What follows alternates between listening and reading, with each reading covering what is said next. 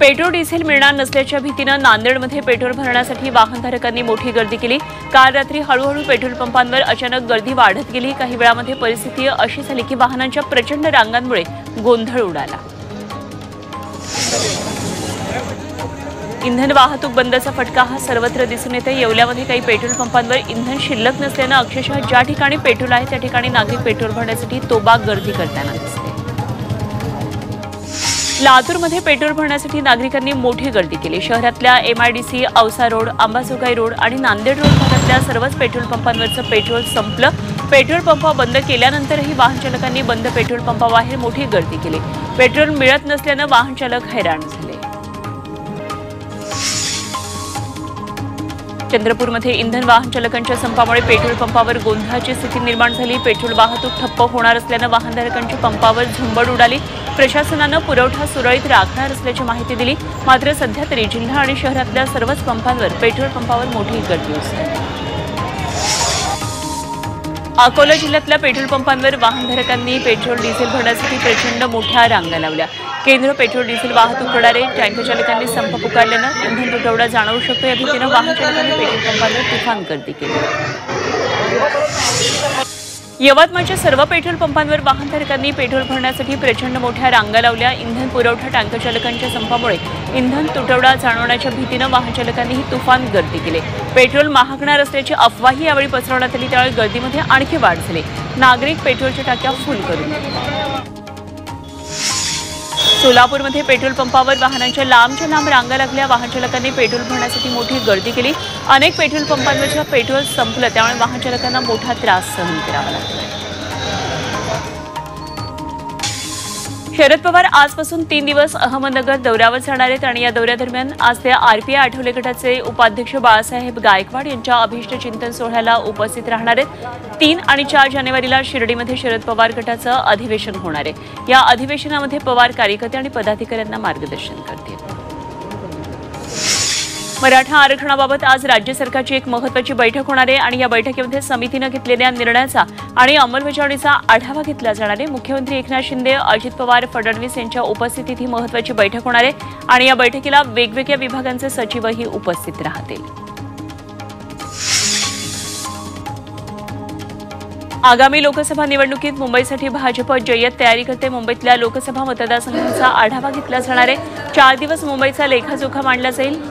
2 ते 5 जानेवारीला प्रदेशाध्यक्ष चंद्रशेखर बावनकुळे आणि मुंबई अध्यक्ष आशिष शेलार या संदर्भातला आढावा घेणार आहेत। ठाकरे गटाचे खासदार अरविंद सावंत यांच्यासाठी युवासेना प्रमुख आदित्य ठाकरे आता मैदानात उतरणार आहेत। 6 जानेवारीला दक्षिण मुंबईमध्ये आदित्य ठाकरेंची सभा होणार आहे। गिरगावमध्ये विभाग क्रमांक 12च्या वतीनं आदित्य ठाकरे यांच्या सभेचं हे आयोजन करण्यात आलं आहे।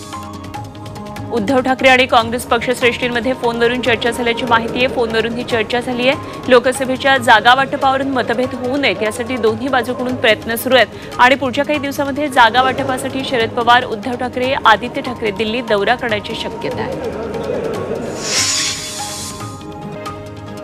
प्रकाश आंबेडकरांसोबत चर्चा सुरू असून उत्तम समन्वय असल्याचं विधान संजय राऊत यांनी केलं। वंचितचा समावेश इंडिया आघाडीत होणार का यावर अजून प्रश्नचिन्ह कायम आहे। मात्र प्रकाश आंबेडकर मवियामध्ये राहावेत यासाठी चर्चा सुरू असल्याचं राऊत यांनी स्पष्ट केलं। महाविकास आघाडीचा जागा वाटपाचा फॉर्म्युला ठरलाय। लवकरच अधिकृत माहिती जाहीर केली जाईल अशी माहिती खासदार सुप्रिया सुळे यांनी दिली आहे। इंडिया आघाडीमध्ये प्रकाश आंबेडकरांची महत्त्वाची भूमिका असेल असंही सुप्रिया सुळे यांनी जाहीर केलं।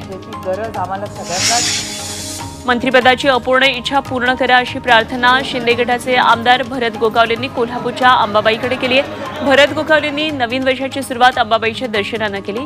येत्या महिनाभरामध्ये मंत्रिमंडळ विस्तार होईल आणि तेव्हा आपली मंत्रिपदाची इच्छा पूर्ण होईल असं विधान गोगावलेंनी केलंय।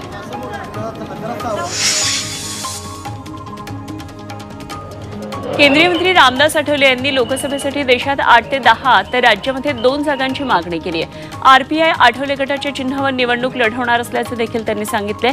आता एनडीए आघाडीमध्ये त्यांच्या वाट्याला किती जागा येतात हे पाहणं महत्त्वाचं ठरणार आहे। शिवसेनेचे माजी मंत्री बबनराव घोलप यांनी मुख्यमंत्री शिंदेंची अचानक भेट घेतली। अनेक दिवसांपासून घोलप नाराज असल्याची चर्चा होती आणि त्यात ही भेट झाल्यामुळे राजकीय वर्तुळात आता चर्चांना उधाण आलंय। दरम्यान ही राजकीय भेट नसल्याचं मुख्यमंत्री एकनाथ शिंदेंनी स्पष्ट केलंय। सांगलीमध्ये शिवसेनेत ठाकरे गट आणि शिंदे गटामध्ये राडा झाला। कार्यालयाच्या हक्कावरून दोन्ही गटाचे शिवसैनिक एकमेकांना भिडले। सांगलीच्या मिरजेमध्ये राडा झाला। दोन्ही गटाचे कार्यकर्ते एकमेकांवर धावून गेले आणि धक्काबुक्की केली। गणेशोत्सव काळामध्ये सुद्धा शिवसेना कमानीच्या जागेवरून वाद उफाळून आला होता। आता पुन्हा एकदा जागेवरून वाद झालाय। नव्या वर्षात वाटावीरांना सुबुद्धी यावी असं म्हणत देवेंद्र फडणवीसांनी नाव न घेता राऊतांवर टीका केली। जनतेच्या अपेक्षा याच आमच्या अपेक्षा असतात, त्या पूर्ण करण्याची शक्ती आम्हाला मिळू दे असं म्हणत त्यांनी राज्याच्या जनतेला नवीन वर्षाच्या शुभेच्छा दिल्या। सिल्लोड तालुक्यातल्या निलोड गावामध्ये मंत्री अब्दुल सत्तार यांच्या वाढदिवसानिमित्त लावलेले बॅनर मराठा आंदोलकांनी काढले। मराठा आरक्षण मिळेपर्यंत नेत्यांना गाव बंदीसह बॅनर बंदी करण्यात आली, त्यामुळे सत्तारांचे बॅनर काढून टाकण्यात आले। सत्तारांच्या वाढदिवसानिमित्ताने बॅनर लावण्यात आले होते। अजित पवार गटाचे प्रदेशाध्यक्ष सुनील तटकरे यांनी मुंबई गोवा महामार्गाच्या कामावर तीव्र नाराजी व्यक्त केली। त्यांनी मुंबई गोवा राष्ट्रीय महामार्गाची पाहणी करत कामाच्या प्रगतीचा आढावा घेतला। वडखळ ते लोणेरे या महत्त्वाच्या टप्प्याची पाहणी करताना तटकरेंनी ठेकेदार आणि सार्वजनिक बांधकाम खात्याच्या अधिकाऱ्यांची कानउघडणी केली। छगन भुजबळ राजकारणी आहेत आणि त्यांच्या नादाला लागून फुकटचं भांडण विकत घेऊ नका, सभेमध्ये लोक दाखवून केसेस मागे घेण्याचं काम सुरू आहे अशा शब्दांमध्ये मनोज जरांगेंनी पुन्हा एकदा छगन भुजबळांवर निशाणा साधला। 20 तारखेपर्यंत राज्य सरकारसाठी चर्चेची दारं खुली आहेत। अंतर्वालीतून आम्ही पाय बाहेर टाकला की चर्चेची दारं बंद असं राजकारणी माणूस त्याचं ऐकून जरांगे मोर्चा काढतील त्यावेळी आम्हाला सुद्धा मोर्चाची परवानगी द्या अशी मागणी ओबीसी नेते प्रकाश शेंडगे यांनी मुख्यमंत्र्यांकडे केल्याचं समजतंय। नवीन वर्षाच्या पहिल्याच दिवशी ओबीसी नेते प्रकाश शेंडगे मंत्रालयामध्ये मुख्यमंत्र्यांच्या भेटीला पोहोचले आणि दोघांमध्ये बंद दारात चर्चा झाली।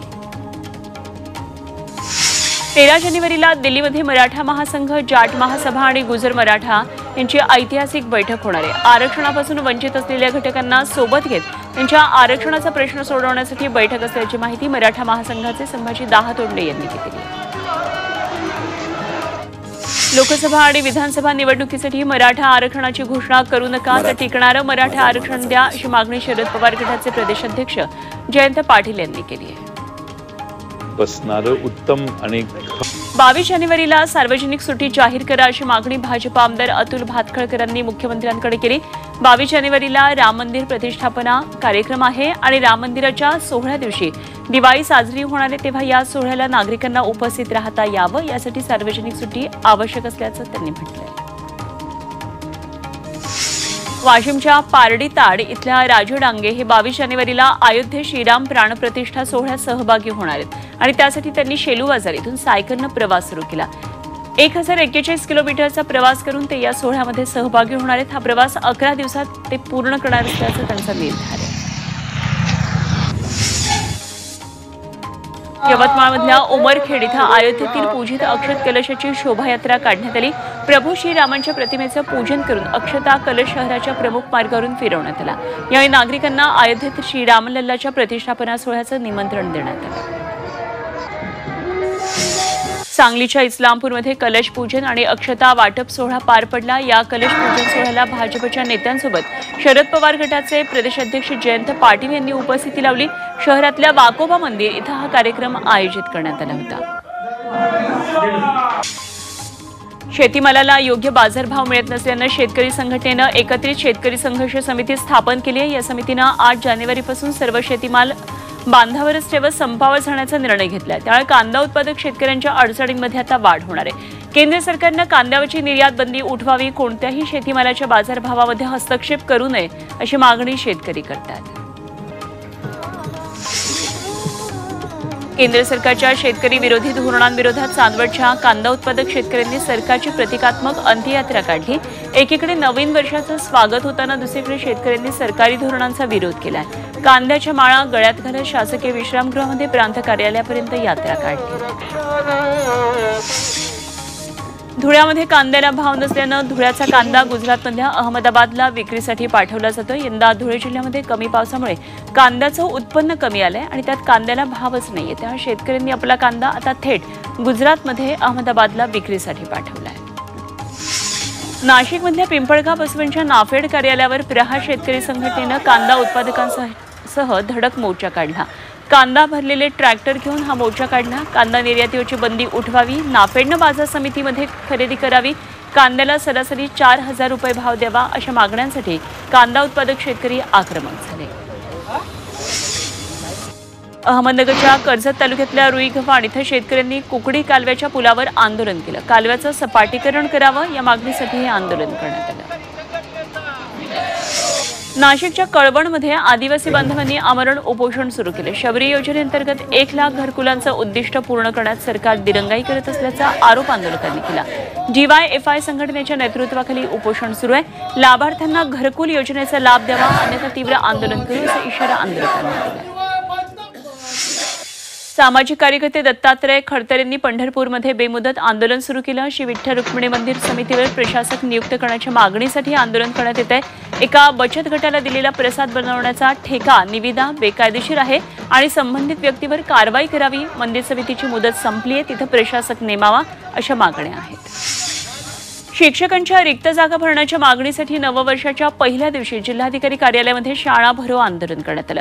भोकरदन तालुक्यातल्या जिल्हा परिषद प्राथमिक शाळेतील विद्यार्थ्यांनी हे आंदोलन केलं.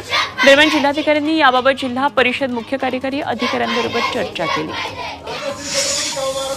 यवतमाळच्या नगर परिषदेकडून अन्यायकरण कर आकारणी विरोधामध्ये 4 जानेवारीपासून धरणं आंदोलन करण्याचा इशारा दिला. नगर परिषदेच्या कार्यकाल संपून 2 वर्ष झालीत आणि अशावेळी मालमत्ता करामध्ये 500% जास्त करवाढ झाली आहे आणि ही प्रक्रिया अन्यायपूर्वक राबवणाऱ्या अधिकाऱ्यांवर कारवाई करण्याची मागणी काँग्रेसने.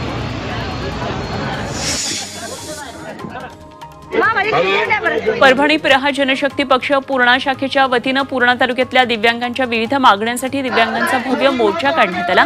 तहसील कार्यालय आणि पंचायत समिती कार्यालयावर हा मोर्चा काढला.